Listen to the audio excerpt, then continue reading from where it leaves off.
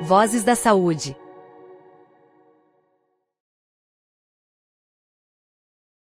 Eu descobri, fiz vários amigos, acho que do MBA até hoje, e aí alguém do MBA me chamou para trabalhar no serviço de saúde suplementar, que naquela época para mim era privado. E aí eu fui ser auditora, tá? Auditora de conta, da conta já executada na Amil.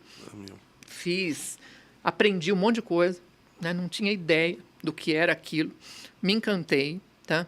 Logo depois, a Sul América me chamou, né? Aí eu acabei assumindo a gerência de auditoria da Sul América, então foi aumentando a história e eu fui me capacitando. Mas né? mantinha o atendimento... 32 anos. No Cândido Eu Fontoura. mantive o atendimento. Então, o Cândido, eu fazia assim, eu tinha que cumprir uma carga horária, né?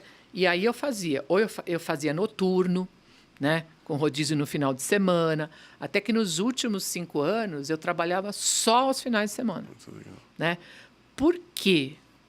Porque aquela menina, né, que escolheu lá atrás, né, fazer a diferença, ela ainda mora aqui. Né? E aí eu não queria deixar. Porque qual que é a grande diferença do que eu faço hoje, que é um impacto muito maior do que eu faço do que eu fazia individualmente no assistencial para agora? Em geral, as coisas que eu almejo, que eu tenho impacto, eu tenho que trabalhar muito tempo, meses, às vezes até anos, para eu ver o impacto daquilo. Quando acontece o impacto, é uma bomba atômica, né? É um mundo de gente. Né? Mas no hospital, com o paciente Imediato, crítico, né? É imediato. Né? Eu vejo aquilo. Então, para mim, essa coisa de você ver a sua ação é muito importante. E, além disso, né, eu acho que vai muito mais além. Eu acho que ele baliza. Então, eu, por exemplo, da Sul América, eu fui para a Roche, a minha escola, 8 anos. Eu fui Primeira experiência na indústria. Primeira experiência efetiva. na indústria, que eu não tinha ideia do que era indústria farmacêutica. Para mim, indústria farmacêutica era o representante que ia no hospital. Tá? É isso, para mim, a indústria. Não tinha... Lógico que eu sabia que fazia pesquisa, etc. Mas o tamanho, a máquina da indústria, como se pensa na indústria, né? A quantidade... Eu lembro que quando eu comecei na Roche, né? A hora que eu vi a quantidade de informação que existia em 2 cliques, para mim foi um divisor de águas. Quanto de ciência tinha ali, né? De ciência. Eu estava na Sul América, gente, um ícone, trabalha de uma maneira muito científica, muito elegante. Né? Mas, a gente, para conseguir um artigo, naquela época, tá? Estou falando aí de 2004, mais ou menos, né? Era muito difícil. Então, a história de que a indústria levava conhecimento, eu falo que hoje não leva mais. Né? Hoje a gente compartilha mais cedo, porque a informação está muito próximo de todo mundo. Né? Mudou o mercado, a internet. Quase que uma curadoria, né? É uma curadoria. A internet, acho que mudou muita coisa, mas eu era da época de ficar na fila da Bireme, né? Que é a biblioteca da Paulista, para pedir um artigo. Então, realmente, era uma coisa que eu fiquei alucinada. Né? Eu lembro que a primeira vez, eu fui analisar material promocional.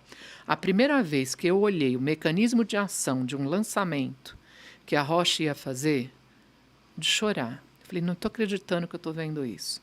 Era uma coisa, e cada clique, então, para mim, eu fiquei encantada. Né?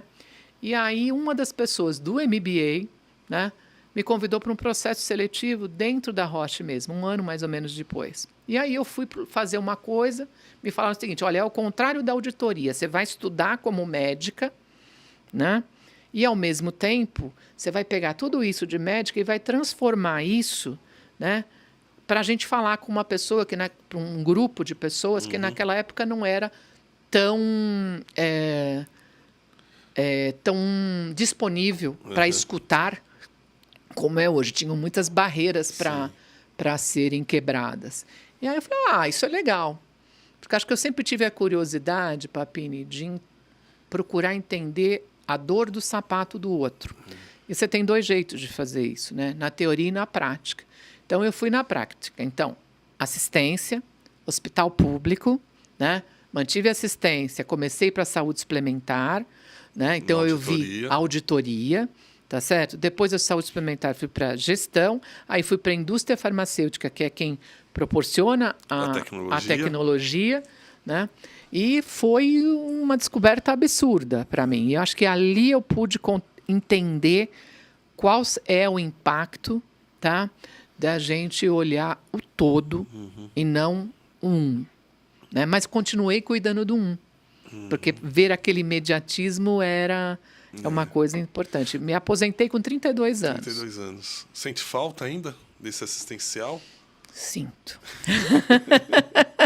Tá na veia, Por isso eu adoro quando eu vou para congresso ou quando eu tenho dar aula. Esse ano me chamaram para dar 2 aulas, né?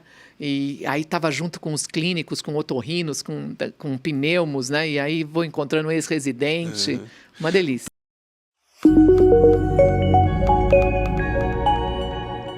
Vozes da Saúde.